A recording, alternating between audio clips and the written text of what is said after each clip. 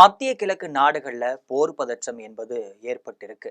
America எந்த நேரத்திலுமே ஈரானை தாக்கலான்னு எதிர்பார்க்கப்பட்டுட்டு தான் இருக்கு. அமெரிக்கா ஈரானை தாக்கினால் அண்டை நாடுகளான சவுதி அரேபியா, கத்தார், அமீரகம், ஜோர்டான் இவங்க எல்லா நாடுகளுக்கும் பாதிப்பு பலமா ஏற்படும். இந்த நாடுகள்ல இருக்கக்கூடிய அமெரிக்காவின் இராணுவ தளங்கள், விமானப்படை தளங்களை ஈரான் தாக்க முயற்சிக்கலாம். அமெரிக்க அதிபர் டொனால்ட் ட்ரம்ப் கடந்த சில நாட்களாக வாயை அடக்கி வாசித்தாலும் கூட ஈரானிய போராட்டக்காரர்களுக்கு ஆதரவா உதவியை கொடுத்து கொண்டுதான் இருக்காரு. யுஎஸ்எஸ் ஆபிரகாம் மற்றும் ஜார்ஜ் புஷ் விமானம் தாங்கிய கப்பல்கள் ஈரானை நோக்கி சென்று கொண்டுதான் இருக்கு. அது போன்ற விமான தாங்கி கப்பல்கள் வெனிசுலா அருகே முகாமிட்ட போதுதான் அந்த நாட்டு அதிபர் மதுரோ மனைவியுடன் கைது செய்யப்பட்டு அமெரிக்காவிற்கு கொண்டு செல்லப்பட்டிருக்காரு. அதே போன்ற படை குவிப்பை தான் அமெரிக்கா ஈரான் கடல் பகுதியில செய்து கொண்டிருக்கு. அமெரிக்காவின் இந்த நடவடிக்கை மத்திய கிழக்கு பகுதியில அமைதியாண்மையை ஏற்படுத்தியிருக்கு. அமெரிக்கா தாக்கினால் ஈரானும் பார்த்து கொண்டிருக்காதுன்னே சொல்லலாம். பெரிய அளவுல அதுக்கு எதிராக பதிலடியும் கொடுக்கும். பக்கத்துல உள்ள அனைத்து அமெரிக்க இராணுவ தளங்களையும் ஈரான் அழிக்க முயலும். அதோடு உலக எண்ணெய் சந்தையின் முக்கிய நீர்வழி பாதையாக உள்ள பாரசீகா வளைகுடாவில் உள்ள ஹார்முஸ் ஜலசந்தி மூடப்படலாம்.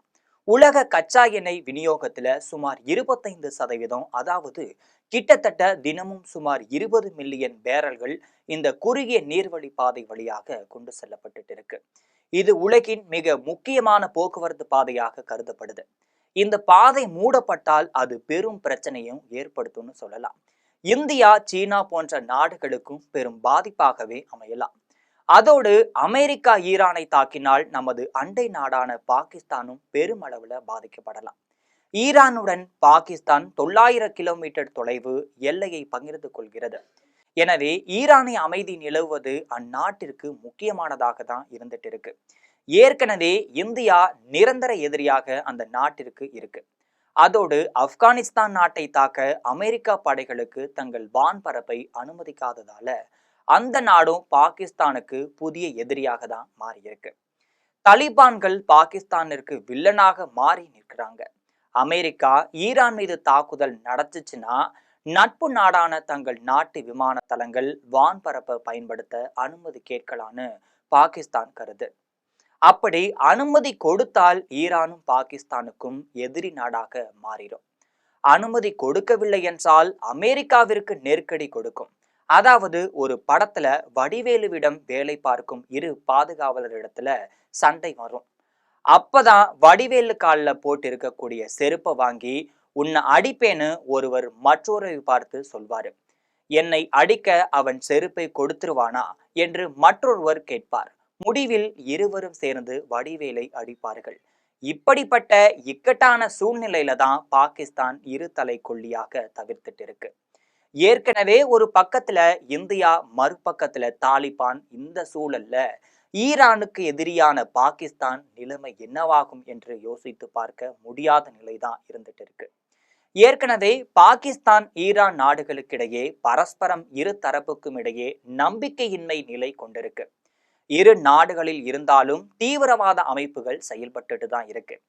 கடந்த 2024ஆம் ஆண்டு ஜனவரி 16ஆம் தேதி பாகிஸ்தானின் தென்மேற்கு பகுதியில உள்ள பலுசிஸ்தான் மாகாணத்துல உள்ள குஷிஷாப் நகர்ல ஜெய்ஷுல் அடல் பயங்கரவாத அமைப்பை குறிவைத்து ஈரான் இராணுவத்தின் புரட்சி படை ஏவுகணை மற்றும் ட்ரோன்கள் மூலம் தாக்குதலும் நடத்தி இருந்துச்சு. அங்கிருந்த இஸ்ரேல் ஆதரவு தீவிரவாத முகாம்களை அழிக்கும் வகையில தான் தாக்குதல் நடத்தியதாக ஈரான் கூறியிருக்காங்க. இதுல ஏராளமான வீடுகள் இடிஞ்சதாகவும் இந்த தாக்குதல்ல 2 குழந்தைகள் உயிரிழந்திருப்பதாகவும் பாகிஸ்தான் தரப்புல தெரிவிச்சிருக்காங்க. தங்கள் நாட்டுக்குள்ள தாக்குதல் நடத்தியதற்கு பாகிஸ்தான் கடும் கண்டனத்தையும் தெரிவிச்சுட்டு தான் இருக்காங்க இன்று வரைக்கும். ஈரான் கடுமையான விளைவுகளை சந்திக்க நேரிடனு பாகிஸ்தான் வெளியுறவு அமைச்சகம் எச்சரித்ததுடன் கூட தனது நாட்டில் இருந்த ஈரான் தூதரையும் வெளியேற்றி இருக்கு. ஈரானிற்கு பதிலடி கொடுக்கும் விதமாக தான் ஜனவரி 18ஆம் தேதி பாகிஸ்தான் போர் விமானங்கள் இல்லைன்னா ட்ரோன்கள் ஈரானின் தென்கிழக்கு பகுதியில குண்டுகளை வீசி தாக்குதலும் நடத்தி இருந்துச்சு. இந்த தாக்குதல்ல 9 பேர் உயிரிழந்த நிலையில இரு நாடுகளும் சமாதாகி விட்டதாகவும் சொல்லப்படுது. பலுசிஸ்தானின் பலுசிச் விடுதலை அமைப்பு ஏற்கனவே பாகிஸ்தானுக்கு பெரும் தலைவலியாக இருந்துட்டு தான் இருக்கு. பலுசிஸ்தானின் பெரும்பகுதி தென்மேற்கு பாகிஸ்தான்ல அமைஞ்சிருக்கு. பாகிஸ்தானின் இந்த மாகாணம் நாட்டின் மொத்த நிலப்பரப்புல ஏறக்குறைய 44% கொண்டிருக்கு. ஆனா 6% பலூச் மக்கள் தான் வசிச்சுட்டு இருக்காங்க. இங்கு மக்கள் தொகை மிக குறைவு, தனிம வளங்கள் அதிகம். குறிப்பா சொல்ல போனா பலுசிஸ்தான் மாகாணம் ஈரான் நாட்டுடன் எல்லையை பகிர்ந்து கொண்டுதான் இருக்கு. தங்கள் மாகாணத்தில் வளங்களை சீன அரசுக்கு பாகிஸ்தான் தாரை வார்ப்பதாக பலூச் விடுதலை படையினர் கருதுறாங்க. இதனால பாகிஸ்தான் ராணுவத்தினரை எதிர்த்து கடுமையாக போராடியும் வராங்க. பெண்களை தற்கொலை படையினராக பயன்படுத்திட்டும் இருக்காங்க. சீன நாட்டின் திட்டங்களையும் குறிவைத்து தாக்குதல் நடத்துறாங்க. இது மட்டும் இல்லாம கடந்த 2025ஆம் ஆண்டு மார்ச் மாதத்துல குயிண்டவில் இருந்து ராவல்பிண்டி நோக்கி சென்ற ஜாபர் எக்ஸ்பிரஸ் ரயிலை பலூச் தீவிரவாதிகள் கடத்தி சென்று ராணுவ வீரர்கள் எல்லாத்தையும் கொன்றும் குவிச்சிருக்காங்க. பலூச் விடுதலை படையினர் பாகிஸ்தான் ராணுவத்திற்கு சிம்ம சொப்பனமாகவே இருக்காங்க. இப்படி உள்நாட்டுல மிக வலிமையுள்ள எதிரியை சமாளிக்க வேண்டிய நிலையில பாகிஸ்தான் இருந்துட்டு இருக்கு. ஒரு பக்கத்துல ஈரான் எல்லையை அமைதியாக வைத்துக் கொள்ள வேண்டிய கட்டாயத்துல தான் பாகிஸ்தான் இருந்துட்டு இருக்காங்க. ஈரான் பலூச் அமைப்புக்கு ஆதரவு கொடுக்க ஆரம்பித்ததால பாகிஸ்தான் பெரும் பாதிப்பையும் சந்திக்க நேரிடும். ஏற்கனவே சொன்னது போல ஈரானை தாக்க பாகிஸ்தான் தங்கள் வான்பரப்பை அனுமதித்துள்ளதால சமூக வலைதளங்களை வதந்தி தான் பரவிட்டு இருக்கு. இதனால பதறிப்போன பாகிஸ்தான் உடனடியாக இந்த தாக்குதலுக்கு மறுப்பு தெரிவிச்சிருக்காங்க. அதோடு ஐநா சபை நோக்கியும் ஓடி கை கூப்பி இருக்கு. ஐநா பாதுகாப்பு சபையில ஒரு நாட்டில் இருக்கக்கூடிய விவகாரங்கள்ல பிற நாடுகள் தலையிடக்கூடாது. அந்த நாட்டின் இறையாண்மையை பாதுகாப்பது பிற உலக நாடுகளின் கடமைன்னு கூறி கதறி இருக்கு. ஏன்னா பல பில்லியன் டாலர்கள் கடன் உள்ள பாகிஸ்தானால ஈரான் எல்லையில அனுமதியின்மை ஏற்பட்டதால சமாளிக்க முடியாத சூழல் ஏற்பட்டிருக்கு. 3 பக்கமும் எதிரி என்றால் வறுமையில் கிடக்கும் ஒரு நாட்டுல எப்படி பாதுகாப்பாக வாழ முடியும் என்பதை பாகிஸ்தானின் மிக பெரிய கவலையாக தான் இருந்துட்டு இருக்கு. இதற்கிடையே தான் ஈரானின் அணு உலைகள் மற்றும் அந்த நாட்டின் சுப்ரீம் லீடர் அயோதுல்லா கமேனி இவங்க எல்லாரையும் குறி வச்சுதான் இஸ்ரேல் இயங்க தொடங்கியிருக்கு. ஈரானின் அணு உலைகள் மற்றும் கமேனி ஆகியோர் கிட்டத்தட்ட பல அடி ஆழம் உள்ள பதுங்கு குழிகள்ல பாதுகாப்பாக இருப்பதாகவும் கூறப்படுது. அவ்வளவு ஆழத்துக்கு சென்று தாக்கக்கூடிய பயங்கர பஸ்டர் குண்டுகள் இஸ்ரேல் இடத்துல இல்ல. இதனால அமெரிக்காவுல உதவிய இஸ்ரேல் எதிர்பார்த்து காத்து கொண்டிருக்கக்கூடிய சூழல் தான் ஏற்பட்டிருக்கு. அமெரிக்காவிடம் 30,000 பவுண்ட் எடை கொண்ட GBU 57 பங்கர் பஸ்குன் இருக்கு. இந்த பங்கர் பஸ்டர் கிட்டத்தட்ட 90 கிலோமீட்டர் ஆழம் வரை துளைத்து சென்று வெடிக்கும் திறன் கொண்டதாக தான் இருக்கு.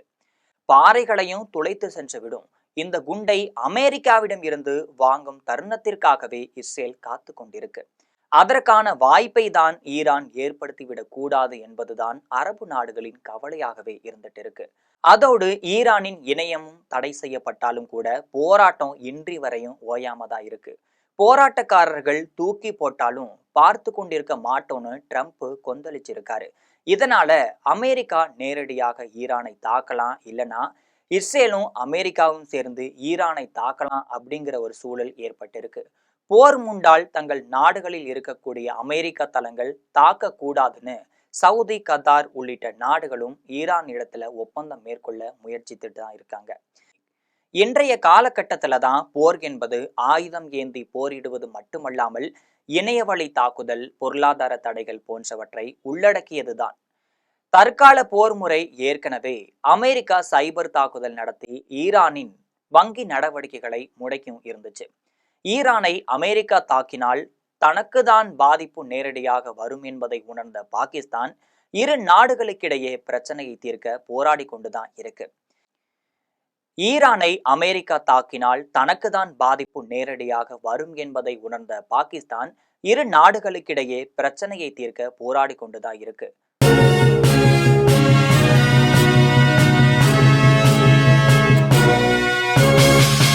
உடனுக்குடன் அப்டேட் தெரிந்து கொள்ள ஜெம் டிவி தமிழ் ஆப்பை இன்ஸ்டால் செய்யவும்.